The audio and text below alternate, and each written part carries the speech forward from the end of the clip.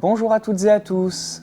Dans cette vidéo, nous allons vous expliquer pourquoi il n'existe pas d'appareil photo parfait qui réponde à toutes les conditions possibles, et on va également vous présenter les critères à regarder lorsque vous voulez acheter du matériel photo. Donc c'est parti pour la vidéo.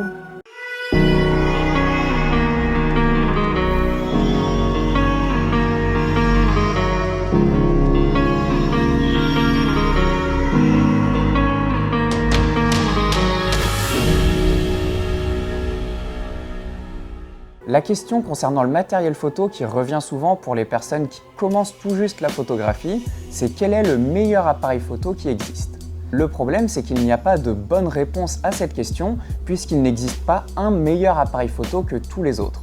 En effet, comme la photographie c'est un domaine très large et qu'il y a plein de styles différents, l'animalier, le sport, le portrait, le mariage, etc. Au final, les besoins que l'on a dans notre appareil photo dépendent vraiment de ce style de photo que l'on prend. Puisqu'une personne qui fait de l'animalier va avoir besoin de rafales, d'un appareil avec une longue focale et de matériel qui est vraiment destiné à de l'action très rapide, alors qu'une personne qui fait de l'astrophotographie, par exemple, ce sera complètement l'inverse. Lui, il aura besoin d'un appareil photo qui fasse des très bonnes poses longues et il aura besoin d'un objectif assez large, ultra lumineux en règle générale. Et c'est vrai pour tous les types de photos, chaque style a ses propres besoins par rapport au matériel. Donc on ne peut pas catégoriser un seul appareil comme le meilleur appareil photo au monde ou l'appareil photo parfait, puisque par exemple, si on prend le Canon EOS R5 ou l'Alpha 7R4, qui sont des boîtiers avec beaucoup de résolution, ils vont particulièrement être adaptés aux personnes qui font des photos de paysage, puisqu'eux ont besoin de beaucoup de résolution sur leurs images, mais ils ne seront pas adaptés aux personnes qui font de l'astrophotographie, puisque plus on a de pixels, plus généralement les photos vont bruiter rapidement puisque les pixels reçoivent moins de lumière et donc ils vont favoriser des boîtiers comme par exemple l'Alpha 7S III qui n'a que 12 mégapixels, qui n'est pas du tout adapté à de la photo de paysage mais qui en astrophotographie produira de bien meilleurs résultats.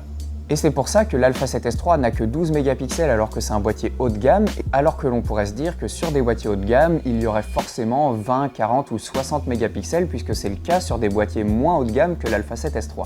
Donc plutôt que de se demander quel est le meilleur appareil photo au monde ou quel est l'appareil photo parfait, il vaut mieux se demander quel est le meilleur appareil photo pour mon utilisation ou quel est l'appareil photo parfait pour mon utilisation.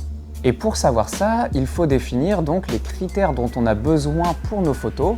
Parmi ces critères, on va retrouver différentes caractéristiques des appareils photo, par exemple la résolution, la rafale, le temps de pose, etc. etc. Et en fait, chaque caractéristique est adaptée à un besoin en prise de vue. Par exemple, avoir une rafale très rapide, ça permet de faire des photos d'action qui vont très vite. Avoir beaucoup de résolution, ça permet d'avoir plus de détails dans la photo et de plus facilement recadrer si jamais à la prise de vue on manque de précision dans notre cadrage.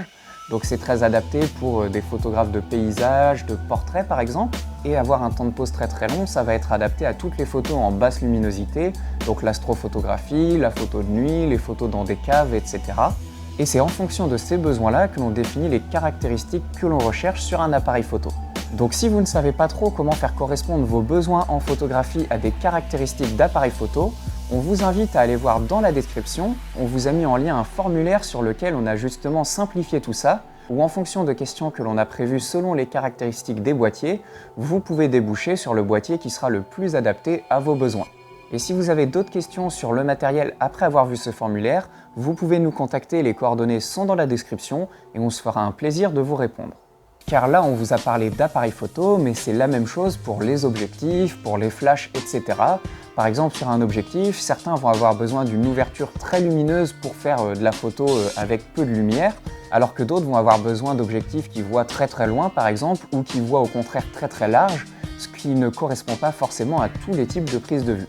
C'est donc important, avant d'acheter du matériel photo, de se demander qu'est-ce que je veux faire avec mon appareil photo, quel type d'image je veux créer, et en fonction de ça, pouvoir trouver le matériel qui est le plus adapté à nos besoins. Voilà, on espère que cette vidéo vous aura plu, et nous on vous dit à bientôt pour une prochaine vidéo. Bonne journée à toutes et à tous.